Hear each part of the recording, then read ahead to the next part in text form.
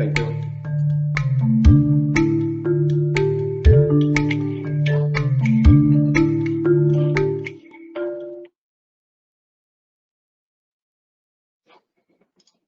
Yes, so welcome everybody. My name is Sonia Clarena, also from EUTurbines, and I will be moderating this second panel.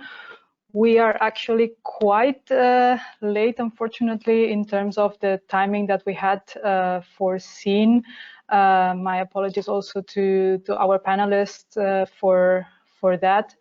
I hope that you can maybe stay a little bit longer than 12 as it was initially planned. Please let us know, but we will also try to just speed up maybe a little bit the discussion. Our second panel, the title is Hydrogen Ready, Smart Utilization of Existing Assets by Upgrading Networks and Power Plants. Retrofitting or repurposing of the existing gas infrastructure is, as it is often mentioned in the hydrogen strategy, will be an important component to ensure a cost-efficient energy transition. And with that in mind, we wanted to look at how the gas network may evolve in the coming years. What are your opinions on that, and how power plants, as one of the users of gas, plan to adapt to the introduction of hydrogen? So our first panelist is going to be Florian Ermacora, Head of Unit in charge of electricity and gas markets at DG Energy. Florian, your unit worked intensively on the electricity market design file in the past, and initially we also had heard about having a similar file for gas. Now the concept has, in a way, a little bit expanded with the publication of both the hydrogen and the energy system integration strategies, also looking maybe a bit more closely at the interactions of both the electricity and the gas sectors, especially. So we already heard some parts or some considerations from your other colleagues, but you are certainly in a very good position to provide us with some more details on how you see the gas sector evolving, and what initiatives we might expect from the Commission to support this transition moving forward. Florian, please. Thanks, Sonia. Good morning to everyone. Nice to be here. It's a very interesting discussion you have initiated. Yes, I would love to take the electricity market design rules and process and just replace the word electricity by gas, and this would be extremely efficient in terms of legislation. But I fear we can't do this because the issues are too different than what we had in mind when doing the electricity market design at the time. Here, when we talk about hydrogen, and we have heard this already before, it is very much about getting renewable and low carbon hydrogen to decarbonize quite specific economic sectors. And so it is not here about replacing overall natural gas in its current uses by green hydrogen. It is getting decarbonized or low carbon renewable hydrogen to very specific uses. So when we talk about upgrading existing infrastructure, I talk most of all about the grids and about repurposing grids. It's a bit less about applications, and in my view, it would be too specific to talk about upgrading power generation to hydrogen. I think that the more holistic problem or question is what to do about the grids. And again, it's about the connection then at the end of the day of renewable electricity production together with electrolysis to the demand centers. So this is the issue. And obviously, this should be done in the most cost-efficient way. You find quite clear statement in the hydrogen strategy on this, where we say that the repurposing of existing natural gas pipelines may provide an opportunity for cost-effective energy transition, and this comes in combination with new build. So from that point of view, the idea of upgrading grids, existing grids, to the transport of hydrogen, this is foreseen. That's an important issue. But as I said, please do not think of or in terms of replacing natural gas in the overall natural gas system for the moment by hydrogen. That could not be the purpose of this exercise, because in particular renewable hydrogen, but all other hydrogen, is just too valuable just to replace natural gas in its current functions. That's not the purpose. It is also not a purpose to try to fill the natural gas pipelines, or even to give the natural gas TSOs, as much as I like them, a good future. Again, the purpose is to decarbonize certain sectors which cannot be electrified, most importantly. When we look then at the question of the repurposing as an opportunity, repurposing of grids as an opportunity, you see in the hydrogen strategy already a number of regulatory issues we need to deal with, and I think these are issues we need to look at over the coming month, the coming year, if we wanted to propose a good regulatory frame for the scaling up of hydrogen. One question is indeed, if we repurpose existing natural gas pipelines, what is the role of the natural gas TSOs? Should they be able to operate those future hydrogen pipelines? That's a natural question. If you take the natural gas pipelines which are operated by TSOs, why should they not then also operate the future H2, pure H2 pipelines? It's a question, and linked to it, the larger question: who should pay for the repurposing and operation of hydrogen pipelines? There are a number of options. The one option to be discussed is if gas TSOs would operate, as an option, would operate those repurposed pipelines, would it then not also be the natural gas consumer through the current tariff scheme to pay for this? But is this just? Would it not be more just to ask the upcoming hydrogen consumer, the big consumer, to pay for it? But maybe that's too much a burden. Maybe it's just about the socialization of costs through taxes or levies. I don't know at this stage, but these are things we need to reflect commonly about. Another maybe easier question is the technical suitability of repurposed pipelines. The interoperability from one member state to the other of these pipelines is a big question, because what we think is important is to get Europe into play, also when it comes to the new hydrogen ecosystem. And when Europe comes into play, then you quickly have the cross-border questions, and these are also technical questions, questions of standards. You have questions of joint planning. You have questions of how to come to a liquid European market in terms of the point of neutrality of the operator, the question of should there be a third-party access if you want to have competition.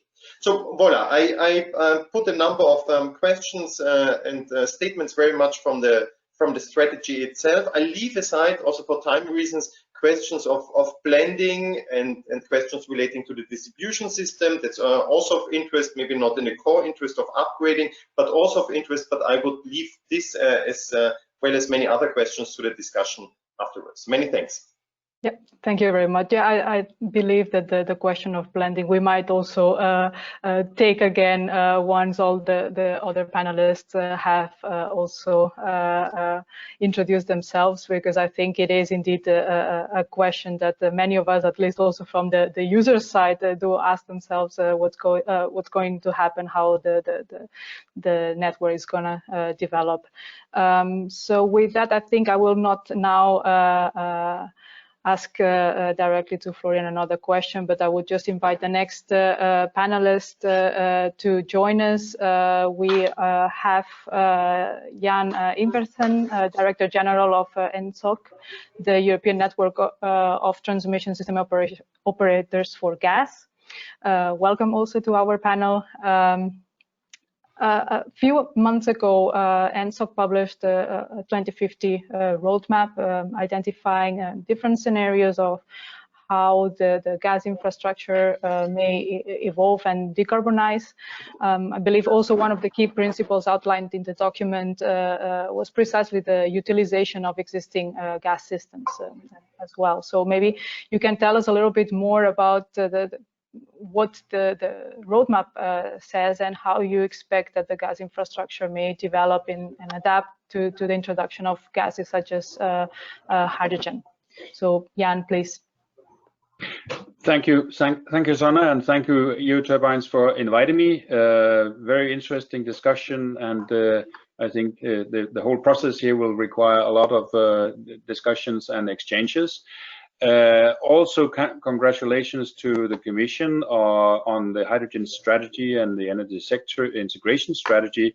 We think that it's really positive that now there's a full recognition now that the future will consist of both electrons and molecules. As you know, I think Tudor mentioned that electricity is around 23% of the European energy consumption or supplies today, and gas is a little bit more. So it's obvious when the plan is to expand electricity to plus 50%, still around 50% have to be something else, and a big part of that is, of course, molecules. And we think that is very positive to have that perspective on the development. Next slide, please. We think that all types of gases should contribute to decarbonization, and we're also very pleased that the hydrogen strategy is talking about low carbon hydrogen. It's not only about renewable hydrogen. I think it's worthwhile again here to give the scale, the perspective on the sizes that we're talking about here. That today, after 20 years of support, still solar and wind is less than 5% of the EU energy supplies. So scaling up to 50% electricity, mainly based on solar and wind, will be a big challenge. And in order to get there, as there are some steps needed, and we think low carbon hydrogen would be a valuable contribution to that, not as a competition to electricity and green renewables, but to a necessary supplement and completion of the full picture. We do also think that we recognize that the cluster development or hydrogen valley development will be a part of what we are looking into. However, we do think that also already now we should think about how to create market liquidity and competitiveness in the market, and including creation of the infrastructure to deliver on that. And in addition to the market perspective, we do of course also have the security of supply. Whether it's then about one or two markets or how to blend, we think that is still for some discussions that we need to go into. Early on, it was also mentioned that whatever we do with hydrogen, we need to be, I think it was Torsten saying that we need to be able to have the carbon footprint, and we fully agree to that. And we have been working already for some time with a prime mover group working on guarantees and origins and certificates for new gases, for biogas, and for hydrogen. So we will continue with that, but we acknowledge it's a complex challenge that we have ahead of us. Next slide, please. Regarding the infrastructure, as you mentioned, Sonia, we have developed in our roadmap from December 19 3 pathways: methane, blending, and hydrogen. And of course, now with the hydrogen strategy, we think that it and rightfully so, that hydrogen becomes maybe very, very important, and that will create a lot of focus. And we are actually right now in the process of reviewing, updating our roadmap to take that on board, to take the content and the messages and the tracks lined out in both the hydrogen strategy and the energy sector integration paper into our roadmap, and to reflect that. So even though blending might be of a less importance, we still think that it might have play a role in certain parts where pure hydrogen pipelines might not be so easy to establish. We think that, and other voices have been also saying that, a European hydrogen backbone the thinking about that, maybe not the concrete construction, but the thinking about it need to be started. And the whole idea of repurposing parts of the networks should, of course, not be done due to serve the interest of the TSOs. That is not the point. But we think that the existing pipeline system represents not only an economic efficient option to create a European hydrogen backbone, but also elements such as already established land permits will be an important part on the timing to do this. So where we can repurpose the existing gas system to hydrogen, and where it makes sense from connecting the production and the consumers, we think that is really an important element, and can contribute both with energy cost savings as well as speed in the transition. And we fully support also what I think Tudor said, that in TYNDP we already now need to include the hydrogen-related projects in the thinking. We will establish what we call an advisory panel for future gas grids to go deeper into the details on some of this. This will we have also applied and have been accepted to be part of the Clean Hydrogen Alliance, and we will participate actively there. But we do also see that has a focus on investments and not maybe on all the details necessary to be covered as well. So we think such an advisory panel will be able to contribute to some of that, and we will invite also all relevant stakeholders into this. Last slide, please.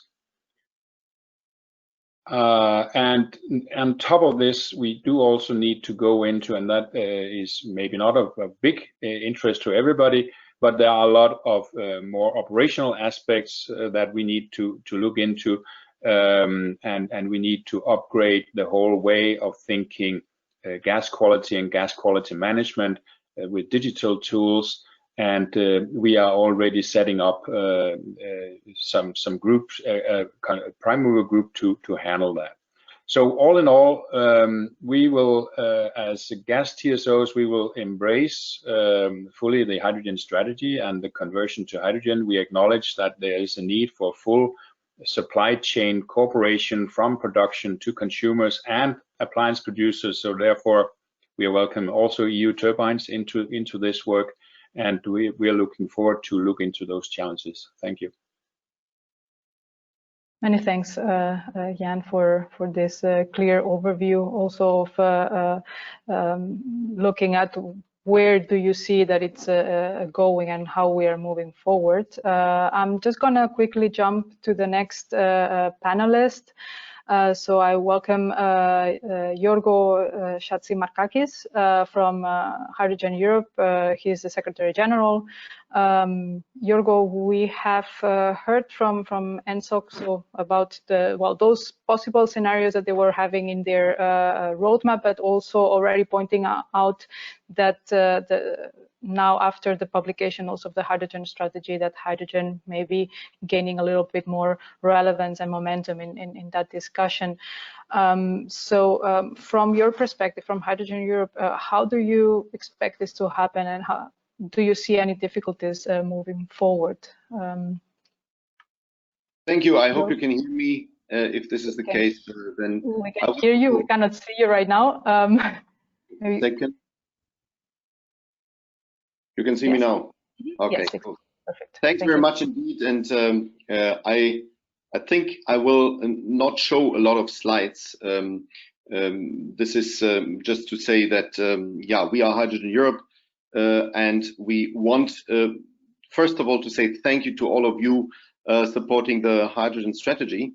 I also want to reiterate that we cooperate with the turbine industry already quite a long time, because turbines are sensitive, so they can work with natural gas, they can work with hydrogen, but they cannot work with any blend. And that is why the blending idea is a sensitive one, and we definitely see blending only as a transition.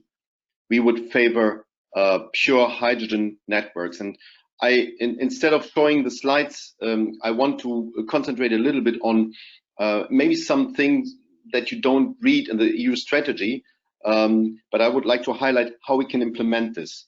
Now, first of all, is the hydrogen strategy should be part of the long-term strategy, to reduce the CO2 footprint, to decarbonize. And this is only possible. When we see where can we decarbonize best, and this is definitely in a fast way possible in industry. So big industrial clients like chemical industry, petrochemical industry, steel industry. And here's where it starts. Basically, if we want to kick off and if we want to achieve that the 1 million ton of renewably produced hydrogen are to be produced until 2024, like the strategy says, we need to find also the right demand to overcome the chicken and egg. That's industrial clusters. That's the industries I just mentioned. I should mention also the fertilizer industry. Now comes the second step. We need to connect these clusters. It's a little bit the Dutch strategy to start with industrial clusters and to create basically backbones of pure hydrogen pipelines between these clusters. And this is the second important step. And it should go then in parallel also with integrating hard to abate sectors in mobility. That is something that needs a fine-tuning between the 10E, the TINDIP was just mentioned by Jan, and the 10E. So 10E and 10T, where we can imagine that we can create clean corridors where corresponding pipelines would be linked to the trans-European networks in transport, so that we can also decarbonize the hard-to-abate sector there. And then you also have the perspective of balancing the grid. Balancing the grid means that with the influx of even more renewable energy into the system, we will see, and this is an old discussion, this is not new, that we need to avoid curtailment because the power grids might not be in position to carry that. Here, hydrogen steps in, and here the repowering, so the round trip, becomes an imminent issue where the turbines will be one of the most important elements in order to make this clear. This also applies for the blue hydrogen. We don't want to talk about the colors anymore, so let's call it low carbon hydrogen. There are very, very visible projects that have this combination between low carbon hydrogen and turbines. I would like to mention Magnum especially, which is one of these projects. In the Clean Hydrogen Alliance, you see behind me the banner of the European Clean Hydrogen Alliance, we want to tackle in a set of round tables with CEOs, that's our side, the industrial side, but at the same time with policymakers, so especially Commission, but also member states and regional representatives, including the civil society. We want to tackle this, and the turbine perspective comes into the game in two round tables. One round table is the one on the energy balancing, the grid balancing that I just mentioned. And the other one is the residential applications, where we want to create out of hydrogen electricity and also heat. And we have dedicated round tables that are in the making, and we are happy to integrate the industry, but also the associations. One last remark, it's in the not so far away future, but there is another technology that we start to think about. That's the pyrolysis, leading to turquoise hydrogen. Pyrolysis needs high temperatures in order to split natural gas into clean hydrogen and carbon black, solid carbon. There, the turbine perspective needs to be taken into account in order to produce that high temperatures. I would like to thank you. Thank you very much, Jorgo, for your introduction. And yeah, it's also good to hear from another side or from another organization, also recognizing the role of the turbine technology, as you mentioned, to balance the grid and to also provide power and heat. So I'm just going to move quickly to the next speaker, so that we still have a little bit of time for a bit of discussion afterwards. The next speaker, it's Daniela Gentile. She is EUTurbines Vice President, as well as Executive Vice President for Innovation and Quality at Ansaldo Energia. So Daniela, well, also already Jorgo in a way introduced a little bit the use of turbines and the role that they may have also in the future. But yeah, maybe you can tell us a little bit more about it. We also heard earlier today from Thomas Thiemann, our president, about the Power the EU commitments that we made as an industry a year and a half ago. So on those commitments, we were also specifically mentioning the retrofitting aspect as something that should be very important moving forward. So maybe you can tell us a little bit more about it. Daniela, please. Okay, thanks, Sonia, for introductions. And yes, as you said, was already reminded by Thomas, our commitment. So almost 2 years ago, we as an industry, a turbine industry, committed to deliver engines compliant with the climate neutral roadmap that has been decided, and it's a fact here in Europe.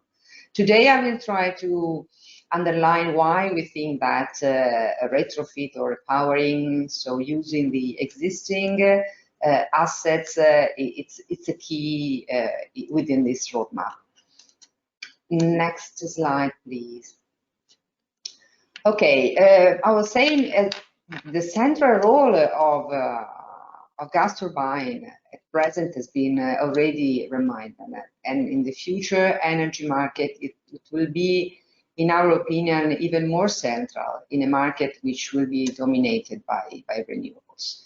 I would like to start from the fact that gas turbine, when replacing the coal, made already their, let's say, big step in the decarbonization roadmap, because they allowed to have a 50% reduction of CO2 emission compared to coal, while they enable the stability, which is the central role that will remain for the future.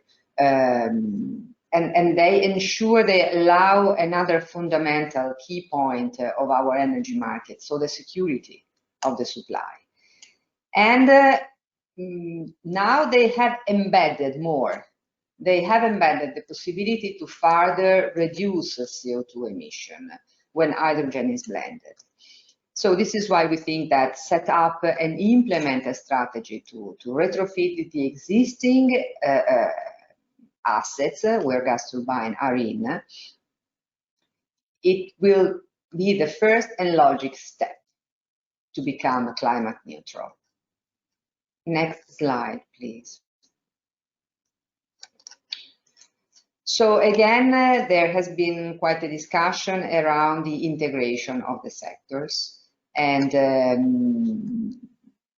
the strategy, and how important is the strategy to improve the efficiency in the generation and the use of electricity. This is clear, but again, since we are moving into a more electrified system and say needs and demand, the electricity in demand, it's expected, of course, to grow.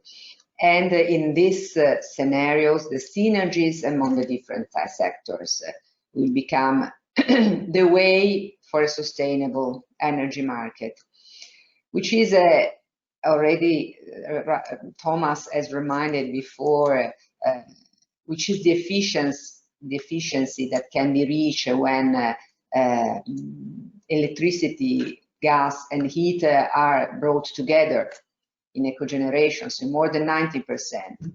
So this means make the best use of what is there and integrate the different sources and needs.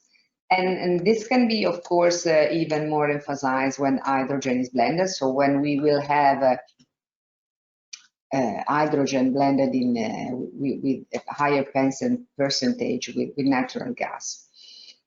So again, power to gas to power. So the wider is this network, that let's say the bigger is the results. It's been just said an interesting topic that clusters alone will unlikely make the economics of this hydrogen strategy happen. I think this is very important step. We have to recognize that we have to make it as a system. And in this system, we don't have to forget that there is an important actor, which is the storage. It's in a very wide meaning, because storage, which was something 10 years ago, it did not exist, energy storage, and existing gas networks can be considered as a storage solution. So again, plant and gas network can make this strategy happening. So next chart, please. Next, thank you. So why we think that retrofitting is strategic for the energy system? At first, because there is a considerable number of power plants that both in open cycle or combined cycle, whatever, that with a relatively small modification can run both natural gas and hydrogen. And the Vattenfall example that have been just brought to our attention are the clear, let's say, example. It makes the best use of the asset, and this is in line with the principle of circular economy. And it's a fast way to test this new mode of operation and interconnection of the sectors. So the gas network, the power generation, the heat, when the cogeneration is in place. So the technology is there.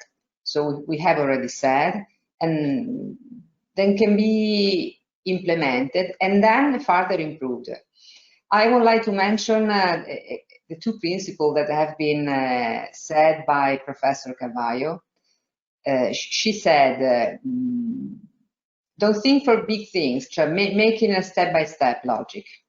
And this will help the system, let's say, to find their economics. And the second is keep it simple. So don't look for too much complex things, otherwise you risk to kill in the very beginning the dream. So I think that retrofit is exactly in this line. So it helps to make it simple, and it helps to, let's say, implement a step-by-step. Of course, again, applicable on both power plants and gas networks.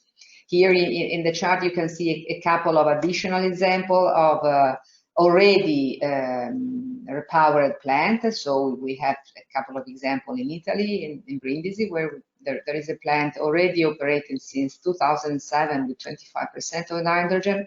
And there is an example of a gas turbine dedicated to gas network, which is being installed in 2021, again in Italy, in an existing gas network. So can be done. Next chart, please, which is the last one. So resuming, we really think that the gas turbine represent a flexible component for a resilient and flexible and efficient energy system. Flexible, again, in a very wide meaning, because they can enter in operation when needed and ensure a stable electrical grid. And when renewables will be in an energy market dominated by renewables, this will be even more important. Flexible because they can burn different fuels. Flexible because they can be combined with existing infrastructure. So technology is there, but if you want to go to the 100%, I mean, we have to consider, and gas turbine has to be considered a technology eligible for funding, because we have a roadmap in front of us, and we have to get there. And in the end, it's clear this is not a roadmap that we can go together. So the cluster has to be to make their own synergy, and customers, investors, and operators to find a quicker way, and also to train the energy system. We need to make exercise to also in a new integrated mindset. In order, let's say, to become climate neutral. And again, we think that the retrofit is the fastest way to make the first step. Thank you. Thank you very much, Daniela, also for your presentation, giving a little bit more of details. Maybe one takeaway from what you just mentioned would be the fact that when we look into retrofitting maybe a power plant to the use of hydrogen, it's not about just replacing the entire plant, but just there are certain components. Of course, it might be sometimes on a case-by-case basis, but again, it's only like certain parts that need to be maybe adapted, but it's not the entire plant as a whole, which I think it's also something important to keep in mind. So now we are already actually quite late in terms of what we were planning as a discussion, but I would like to just invite all the panelists to join for at least a short discussion. Hopefully we still can make the best out of it with the given time. So we had also, well, we have joining us as well for this panel, Geert Laagland. We heard you at the beginning on one of the keynote speeches. So now we just invited you also to join us for this part, and especially interesting was to also see the plans that you have, Vattenfall has, in terms of adapting some of your assets, either in the medium term or also in the longer term. In the previous panel, there was also a lot of emphasis on the fact that we need investments to really move everything forward. So maybe to Geert, in that sense, also looking at what the projects that you have in mind, do you see also investment as a key factor to actually make everything happen, also when looking into retrofitting, actually?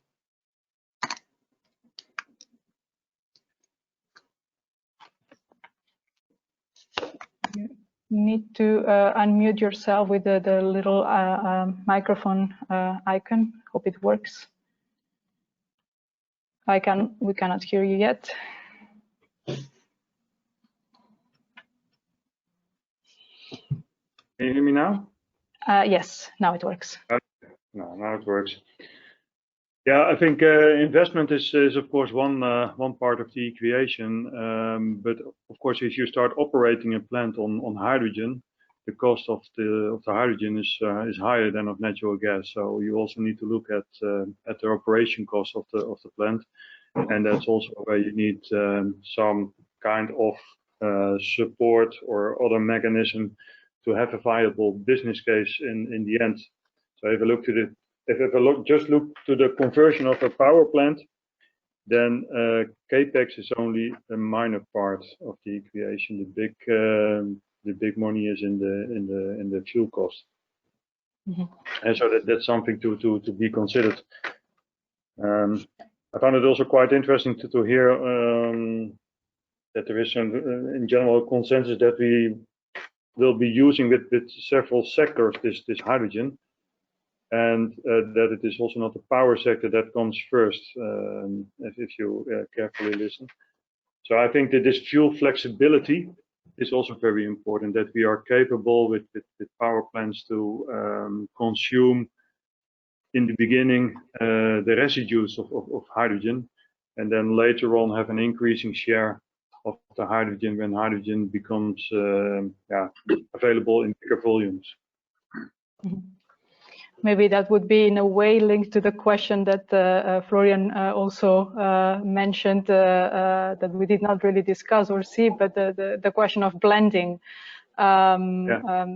We had also heard from Jan that maybe initially ENTSOG in the roadmap, that was maybe the blending part maybe would have a bigger consideration or role when looking at potential scenarios. As far as I understood from you, Jan, maybe you are now looking more towards hydrogen evolution in a way. Is that the case, or do you see still also a room for, at least now at the beginning, when increasing the amount of hydrogen, like having some mixtures in the gas pipeline?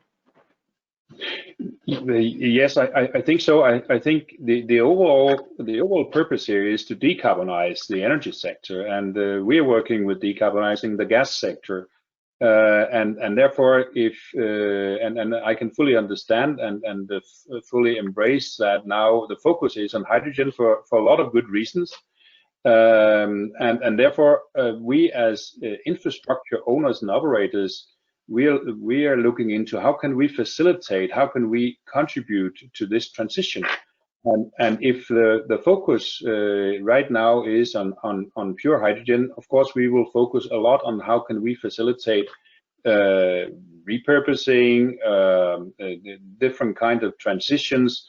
How can we facilitate that?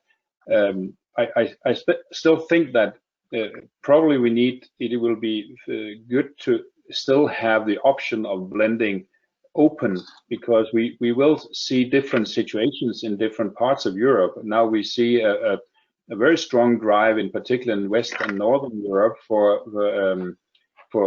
hydrogen, but we also see other parts of Europe where this drive is not so strong, and there you may need to look into other options. So I think we should again here keep all the options for decarbonization open, look at the full supply chain, value chain, because there is a strong, even if we solve the chicken and eggs dilemma, we still need also to look on how do we ensure that the full value chain is actually connected and is working smoothly from production to consumption. Thank you. Yep, thank you.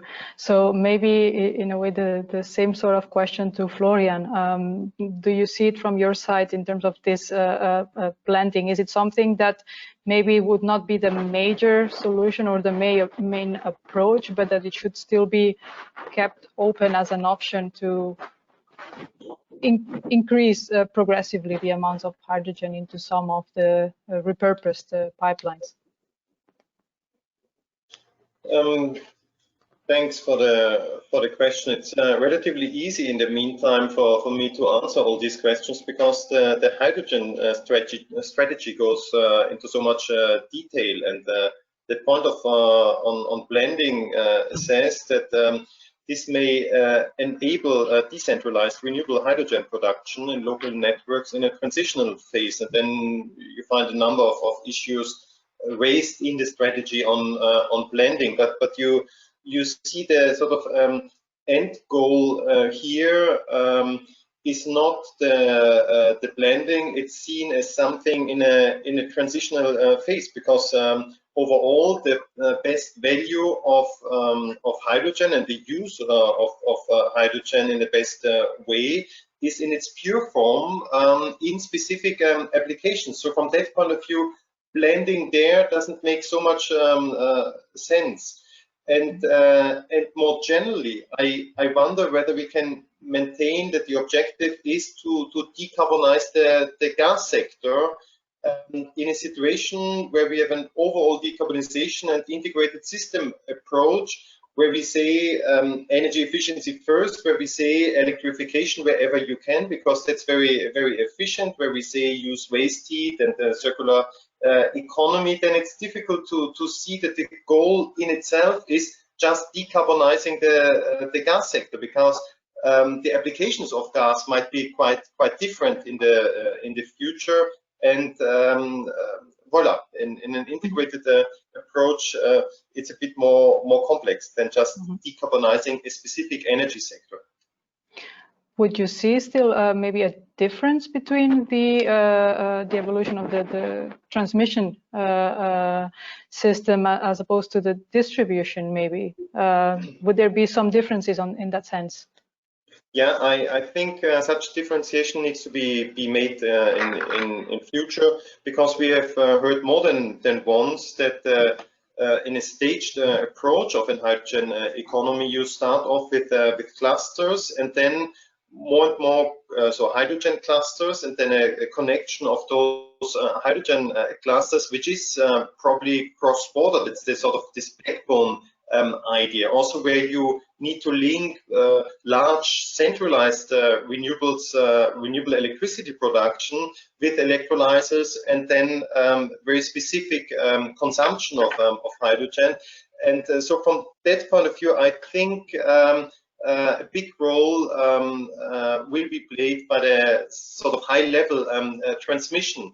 The situation in the distribution system is, in my view, different. Indeed, there at the sort of local distribution level, you will see indeed then also decentralized hydrogen production, which cannot be connected to the big hydrogen grid. And there we come, you see the blending question as a challenge. I would see this more related to distribution level, where you could then also say at the distribution level, you help decarbonizing the heating at the distribution level, because there you have the decentralized low carbon gas production, be it hydrogen, be it biomethane. Thank you. I saw Jorgo was also nodding while you were explaining those points, so maybe Jorgo, you have to also something else to add to that from your perspective. I think especially the point that Florian just made, that it's a transition. So blending as a quick win, that, by the way, is also somehow an expensive transition, because to use pure hydrogen, it's a luxury product, hydrogen. To blend it then with a non-luxury product, it does not really make sense. So that is why we want to make sure that the turbine industry has clear predictability. I think this is more important than to discuss about blending as such. So if I have learned by the turbine industry that you can work with different blends, but they need to be stable. Now, if I come now with a new example that you might not have heard, but if we have now an urgency in bringing data center, we are running this conference via data. And so they consume ever more electricity than before. And this trend goes on. First, cities expel data centers from from their town because they consume too much of electricity. Amsterdam did it recently. Now, we need to see that we might urgently have a possibility to produce the electricity for the data centers based on the gas grid somewhere else. And there we need turbines, but the turbines, also fuel cells, don't underestimate the fuel cells. There are wonderful companies that produce fuel cells to turn this hydrogen then into electricity and heat. However, it might not be enough. We might need urgently the turbine industry to concentrate on that. But then we need a predictability of a certain blend or pure hydrogen to have this running and working. I think these are the elements that we need to talk about quite soon. And to finish that, in the end, it's a system efficiency issue that we are interested in to contribute. Hydrogen might be less efficient used in a turbine, more efficient used in a fuel cell. However, it is the overall system efficiency that would then define what is climate efficient. And that's where we need to talk about very soon. Yes, the hydrogen strategy is quite detailed. Florian just mentioned it. But it's just a strategy. It's just the starting point of these discussions. And I'm super happy that we have this discussion here to cooperate even more between the different sectors to understand the bottlenecks and the challenges of the future. Thank you. Indeed. Thank you, Jorgo. So I think you mentioned exactly the point of how the gas turbines can or cannot deal with certain amounts of hydrogen, and Geert also used the word fuel flexibility. So I think, Daniela, maybe that is precisely one of the points that the gas turbine industry is primarily working on, so to be able to adapt to whatever comes in connection with the supplier of the gas, I guess. Yeah, this is a key point on the gas turbines, so to be flexible. And in these terms means that we as a gas turbine sectors and in industry need to work on adapting our combustion system to a different, let's say, blend fuel. And it doesn't mean that we have to change, as you were reminded before, doesn't mean that we have to change a turbine in a power plant. So this is very important. So it's to adapt, it's an adaptation. So again, we leverage what is already existing. And I agree also with the definition that this could be a quick win. So it's a first step to make this economics, let's say, start working. So to create a reasonable demand and offer within the market. And there is also something in a plan that has to be modified in what is, let's say, the auxiliaries and whatever, but it's really affordable. It's really affordable. Okay. Well, looking at the time, we are really well past the foreseen time, and I know that you all have also very busy schedules. So I think, unfortunately, while I would have liked to maybe ask a couple more questions and hear from all of you, I think we will have to stop it here and maybe do it at another stage. So yeah, I think that the point now is we have the hydrogen strategy there.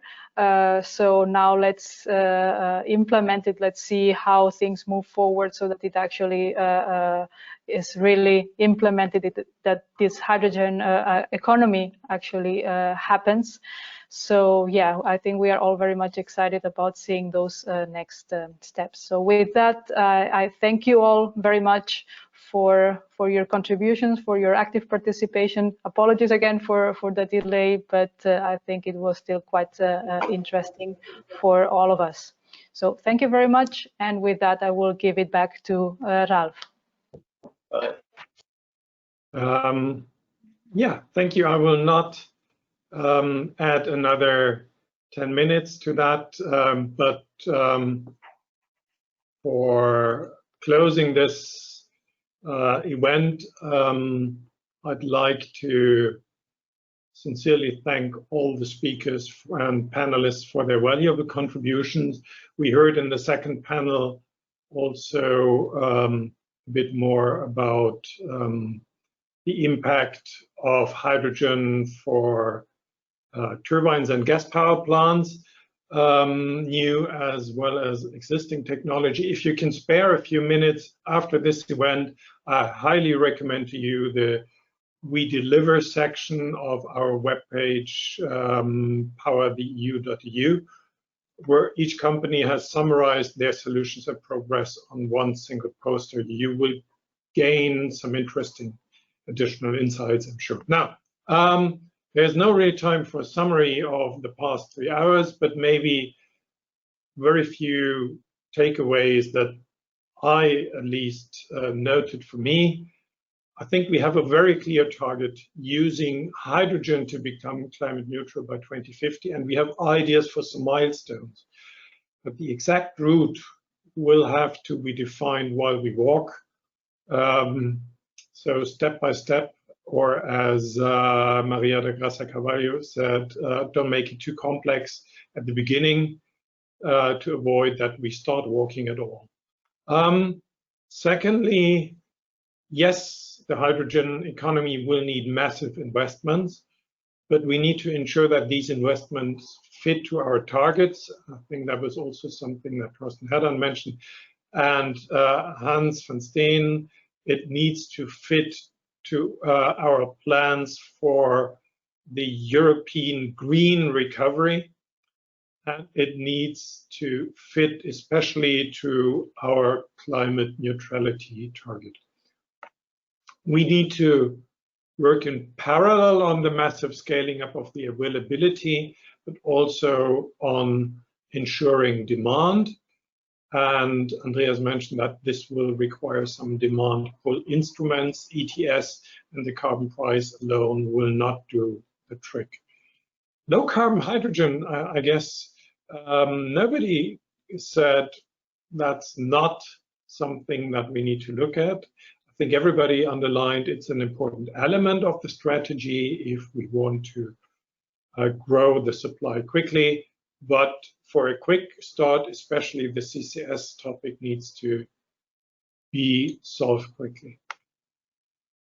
Then, second last point that I noticed, Thorsten Herdan said we need to avoid in the hydrogen discussion the challenge that Germany is facing with the electricity sector. The transport infrastructure needs to be developed in parallel so that we don't get into trouble that we can't transport the hydrogen to the customers.